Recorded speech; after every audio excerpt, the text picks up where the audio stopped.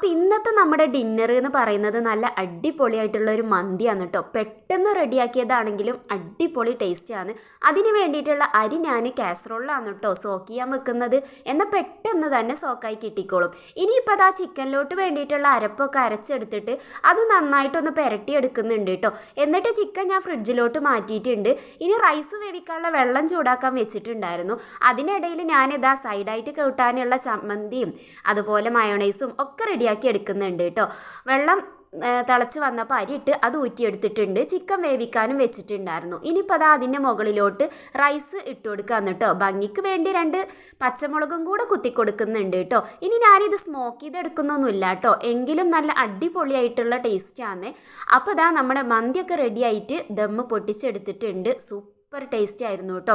ഇനിയിപ്പോൾ അതിലേക്കുള്ള ആ ഒരു ചട്നിയും അതുപോലെ തന്നെ മയോണൈസൊക്കെ കൂട്ടിയിട്ട് ഫുഡ് കഴിക്കാമെന്ന്. അപ്പോൾ ഇന്നത്തെ വീഡിയോ ഇത്രയൊക്കെ